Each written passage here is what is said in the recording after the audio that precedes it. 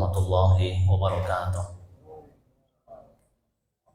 Alhamdulillahirabbil alamin, asyhadu an la ilaha illallah wahdahu la syarikalah wa asyhadu anna Muhammadan abduhu wa rasuluhu la nabiyya ba'dah. Bapak Ibu yang saya muliakan, syukur kita kepada Allah Azza wa Jalla, kemudian selawat kita kepada Nabi Muhammad sallallahu alaihi wasallam. Hadirin berbahagia, salah satu ibadah yang besar pahalanya dalam agama Islam adalah sholat berjamaah. Bahkan di antara ulama mengatakan bahwa sholat berjamaah ini khusus bagi laki-laki adalah wajib. Ya, tapi Imam Syafi'i dan yang lain mengatakan hukumnya adalah sunat muakkadah, yaitu satu tingkatan sunnah itu di bawah sedikit lagi menjadi wajib. Ya, terlepas daripada perbedaan pendapat hukum daripada sholat berjamaah ini, dalam sholat berjamaah ini banyak sekali yang bisa kita ambil semacam iktibar atau hikmah dalam sholat berjamaah. Dia bukan hanya sebagai rutinitas ibadah kepada Allah dalam bentuk hablum minallah, tapi bagaimana kita mengambil pelajaran daripada sholat berjamaah. Apa diantaranya? Diantaranya adalah masalah kepemimpinan. Hadirin berbahagia, sholat berjamaah ini ada dua unsur. Satu ada imam, dua ada makmum. Tidak dikatakan sholat berjamaah tanpa imam. Ya, imam depan tak ada makmum, maka tidak berjamaah. Ya, atau makmumnya ada, tak ada imam, maka tidak berjamaah. Ya, maka sholat berjamaah ini ada imam, ada makmum. Imam itulah pemimpin daripada makmum.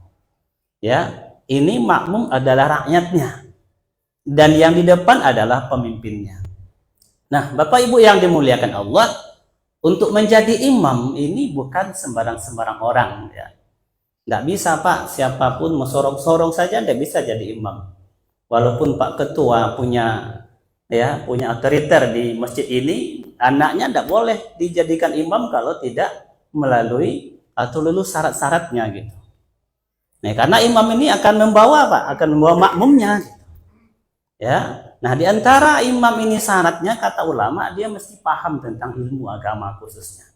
Maka seorang tabi'in yang bernama Ibrahim An-Nakha'i mengatakan, ketika seseorang imam tidak mengetahui tentang apa yang dipimpinnya itu, maka dia taubahnya seperti mengukur air laut. Macam mana nak mengukur air laut, Pak? Berapa kadar air laut? Nah, tidak tahu lebih, tidak tahu kurangnya.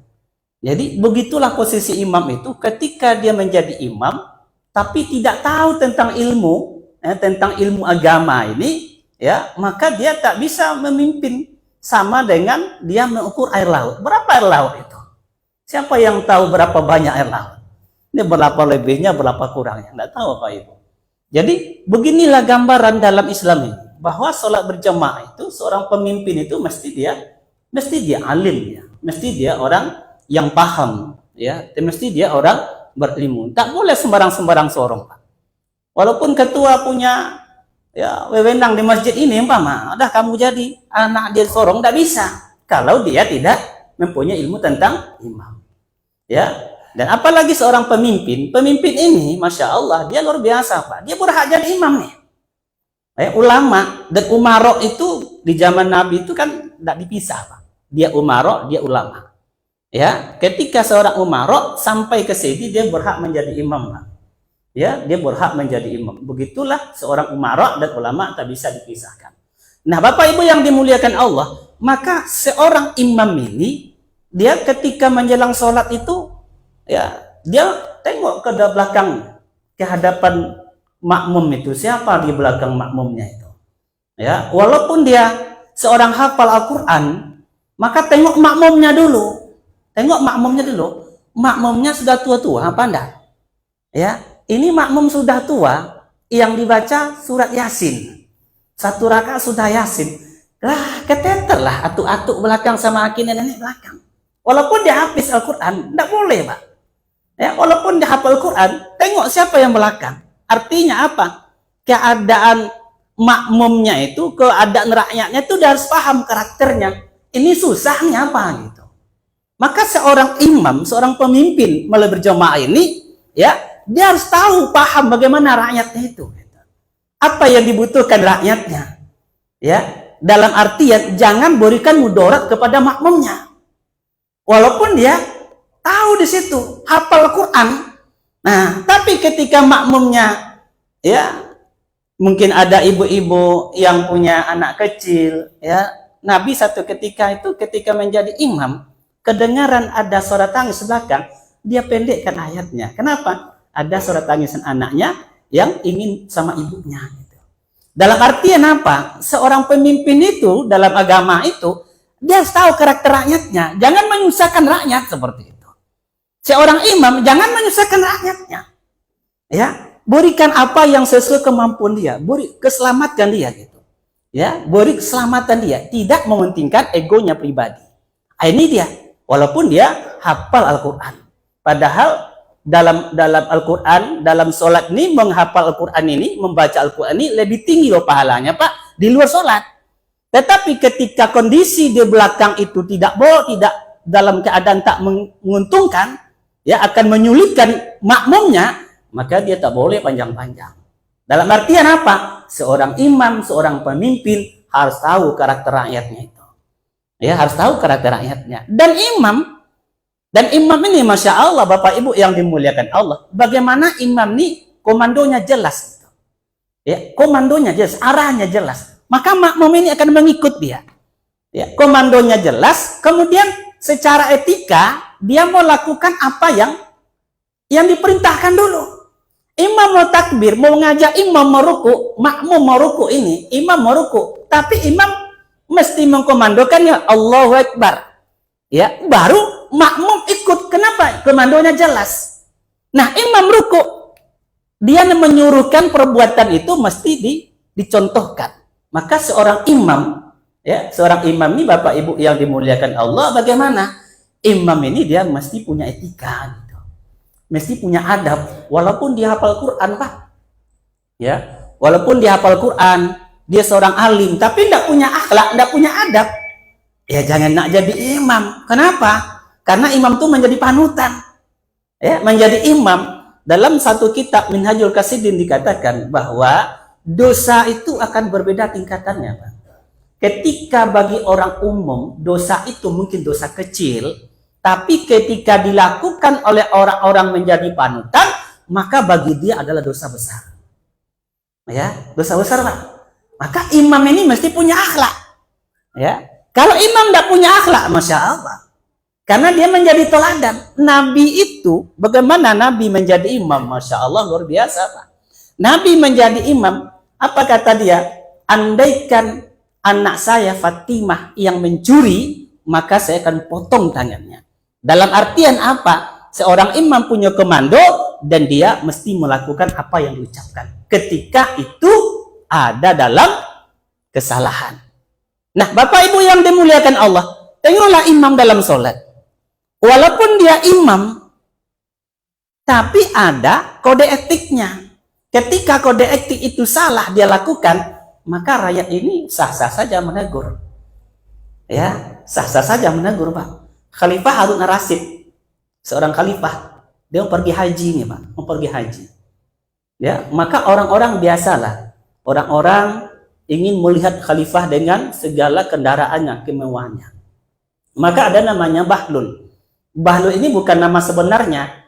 Bahlul ini seorang waliullah yang zuhud, kemudian dia hidup dalam keadaan zuhud.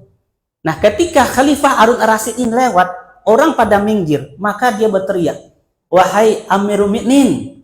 3 kali dia panggil, kedengaran oleh Khalifah Harun ar-Rasyid. Ketika kedengaran, apa kata Khalifah? "Apa kabar wahai Bahlul?" Ya, kata Khalifah. Maka ini Khalifah dikatakan oleh ini Bahlul, "Wahai Amirul Mukminin, saya mendengar satu riwayat dari Qudamah rahmatullah alaih bahwa ketika Nabi pergi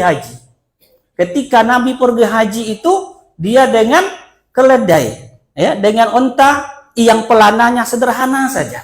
Dan ketika Nabi lewat, dia tidak menyuruh kalian minggir.